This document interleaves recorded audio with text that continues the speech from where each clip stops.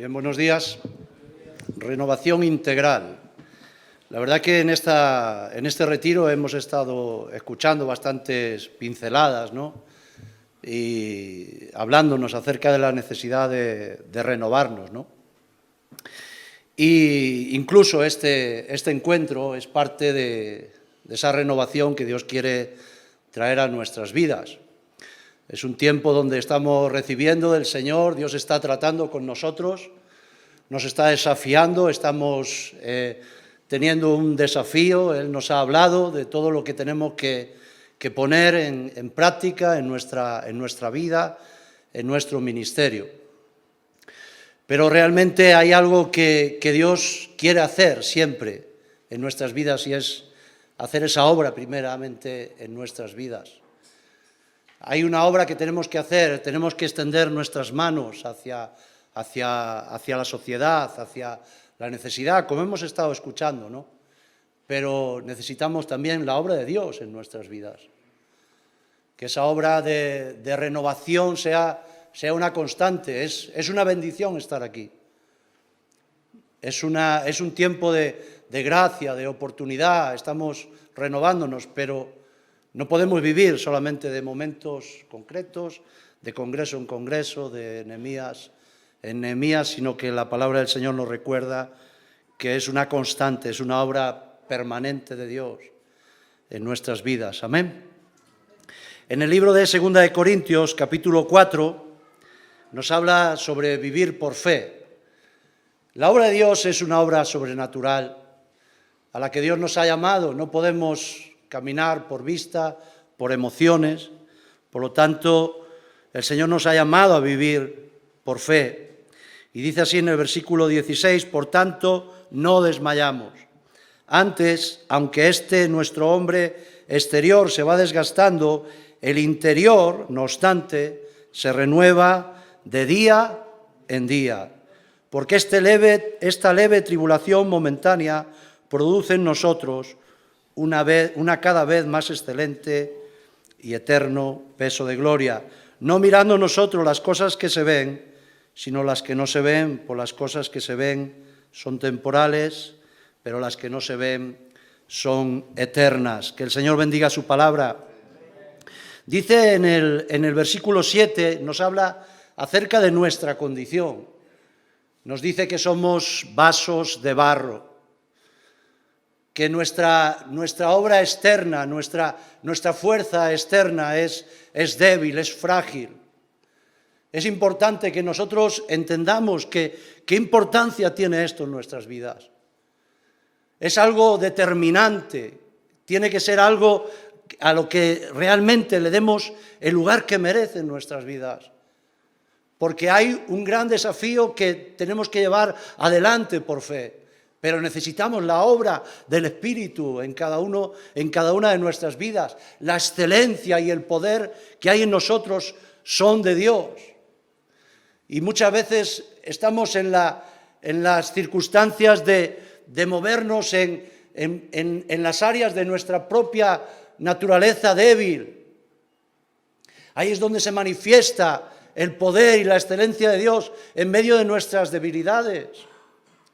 Pero son asuntos que a veces necesitamos todavía ser tratados y aprender en esa dependencia cada vez más con el Señor. El hombre exterior se va desgastando. Nuestras fuerzas son cada vez menores. Estábamos bromeando un poco a la mañana cómo sería un retiro Nehemías dentro de 10 o 15 años, ¿no? Teniendo en cuenta las edades que muchos vamos teniendo, ¿no? Habrá personas con 60 y muchos, 70 y muchos, ¿no? Gloria al Señor, amén. El hombre exterior se va desgastando. Es una obra natural, el paso del tiempo, el desgaste natural del cuerpo, pero el hombre interior se va renovando cada día. Y a veces confundimos esfuerzo y trabajo con renovación. Desgastarnos en la obra, trabajar, es una bendición, es necesario, pero tiene que ir acompañado también de tiempos de renuevo en nuestras vidas que Dios va a proveer para nosotros. La palabra de Dios dice que no hay nada nuevo debajo del sol. Todo lo que es ya fue. Y nosotros pensamos que nuestras circunstancias, la sociedad a la que nos enfrentamos o la obra en la que servimos es una circunstancia, ¿verdad?, que es difícil, que es imposible, pero siempre ha sido así. Dice la palabra de Dios en el libro de Primera de Reyes que Elías se encontró una sociedad, un pueblo que había volcado su corazón tras los Baales. La influencia de Baal, de esa potestad, de esa deidad, había volcado el corazón del pueblo y el pueblo se había alejado del Señor. Conocemos esa historia, ¿verdad? Que él convoca, dice que acá reunió al pueblo, a los sacerdotes, y allí se reunieron 450 profetas. Conocemos la historia. Dice que Elías oró y descendió fuego del cielo, consumiendo el holocausto, manifestación de poder, de autoridad de la parte de Dios, y el pueblo se volvió al Señor. Claudicaban entre dos pensamientos, pero esa manifestación del poder de Dios a través del siervo trajo ese encuentro, esa renovación para el pueblo del Señor. Y un poquito más adelante dice que Acab, en el capítulo 19, dio a Jezabel las nuevas de todo lo que Elías había hecho y de cómo él había matado a todos los profetas de Baal. Entonces envió Jezabel a Elías un mensajero diciendo: así me hagan los dioses y aún me añadan, si mañana a estas horas yo no he puesto tu persona como la una de ellos. Viendo pues el peligro, se levantó y se fue para salvar su vida, y vino a Berseba, que está en Judá, y dejó allí a su criado. Siempre me ha impactado, ¿verdad?, esta historia, porque el hombre ungido que ha vivido una experiencia tan gloriosa, que ha visto la manifestación de Dios, que ha sido usado por Dios, solamente por la amenaza de Jezabel, consigue que en su corazón pierda lo más importante, consigue que sea alcanzada su fe, su testimonio de Dios para su vida, la cobertura del Señor en su caminar, en su ministerio. Y dice que entra en temor. Estamos hablando de acción y reacción. La reacción de Elías estaba fuera de la fe. Y hemos escuchado también que lo que no proviene de fe es pecado. Hemos leído viviendo por la fe. Yo no sé qué pasó en la vida de Elías. Quizás ese gran esfuerzo espiritual, ese momento de carga, de responsabilidad, quizás le dejó seco, vacío, o quizás también áreas en la propia vida de Elías que tenían todavía que ser confrontadas y sanadas por el Señor. Porque Dios sigue interesado en hacer obra en cada una de nuestras vidas. La obra integral, completa del Señor, Él la perfecciona hasta el día del fin, hasta que el Señor nos llame. Él sigue haciendo su obra en nosotros. Dice que huyó, tuvo una reacción de temor, temiendo por su vida. Yo pienso que era mucho mayor el riesgo de estar frente a 450 profetas en un momento de tanta tensión. Pienso yo, ¿no? Pero simplemente una amenaza le llevó a tomar un camino fuera de la fe. Comenzó a caminar fuera de Dios. Y dice que se fue al desierto. Se fue solo. Muchas veces es una reacción muy natural, ¿no? Cuando nos sentimos heridos, confrontados, cuando experimentamos también nuestros propios fracasos. A veces nos sentimos así y es una reacción muy natural también. Nosotros nos aislamos un poco, ¿no? En vez de buscar cobertura, relación, consejo. Yo pienso que Elías dice que caminó durante un día y sentándose debajo de un enebro, ¿era un enebro? No sé. Sí. Dice que deseó morirse y dijo, basta ya, Señor, quítame la vida. Yo pienso que seguramente Elías entró en el desierto para dejarse morir, porque la palabra del Señor dice que se quedó dormido y el ángel del Señor le despertó en medio de la noche y le dijo, come y bebe. Y cuando él miró delante de él, vio una torta sobre la ceniza, sobre el fuego y un cántaro de agua. Muy probablemente ni cogió provisión, se adentró en el desierto en ese sentimiento, ¿verdad? En esa frustración. Un día podemos estar aquí haciendo cosas gloriosas para el Señor y 2 días después, debajo del enebro, deseando que el Señor le quitara la vida. Ahí comenzó el Señor también a renovarle. Porque sabes una cosa, el Señor sabe lo que necesitamos. Dios le dio pan y le dio agua y reposó, descansó, pudo dormir en confianza, en reposo. Y dice que a la mitad de la noche otra vez el Señor le volvió a despertar y le dio una doble dosis, otra vez, pan, alimento del cielo y agua que refrescara su vida, su corazón.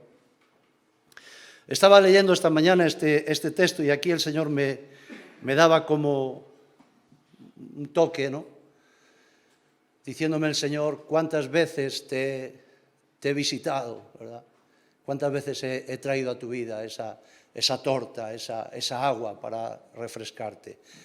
Gracias a Dios, amén. Que no nos ha dejado en medio de nuestras circunstancias, en medio de nuestros problemas.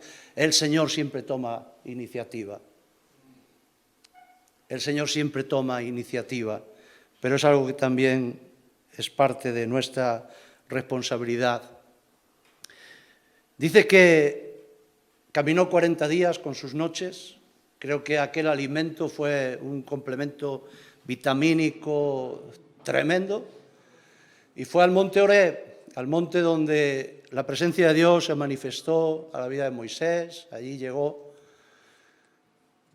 40 días. Quizás puede simbolizar un poco cuánto a veces nos alejamos de la presencia del Señor, aun a veces involucrados en tantas cosas. Se metió en la cueva, conocéis la historia, y allí el Señor, como el otro día compartía también Javi, le preguntó, ¿qué haces aquí, Elías? Ahí el Señor estaba tratando con su intimidad, con lo que había en su corazón. Esa palabra venía a confrontar sus sentimientos y cómo él estaba viviendo esa situación, ¿no? Lo que él responde es su carne, sus perjuicios, que nada eran correctos, ¿no? Y dice que después el Señor le mandó salir fuera, vino el viento, que rompía los montes, que hacía grandes señales, pero dice que el Señor no estaba. Después vino el terremoto y vino el fuego, pero Dios no estaba en nada de aquello. A veces nos involucramos en batallas, en cosas en las que simplemente nos desgastamos, pero no recibimos nada porque Dios no está en nada de eso. Pero dice que después escuchó el silbo delicado, tuvo la experiencia de discernir la voz de Dios. Y entonces dice que salió afuera y el Señor le volvió a preguntar, ¿qué haces aquí, Elías? He quedado solo, tu pueblo, tus hijos te han abandonado, se han vuelto tras los dioses, han matado a tus profetas y ahora me buscan también a mí para quitarme la vida. La palabra de Dios dice que el Señor le dio la visión, le dijo lo que tenía que hacer, ungir a los reyes en Siria y otro en Israel. Le dio también su sustituto, que eso también es una parte de la renovación en nuestro ministerio, ¿verdad? El discipulado y poder echar el manto, como hemos escuchado también en tantas ocasiones. Y después le dice que todavía hay 7.000. Él pensaba que estaba solo, pero todavía había un ejército sustentado y dirigido por el Señor. Amén. Sería, pues, en eso es el fin, ¿no?, de este encuentro, que salgamos, dice, vuélvete por tu camino. Nosotros, cada uno de nosotros, vamos a volver a nuestro camino con refrescados, renovados, con una visión, con una voz de Dios, que Dios ha hablado íntimamente a nuestro corazón. Amén. ¿Te ha hablado el Señor íntimamente?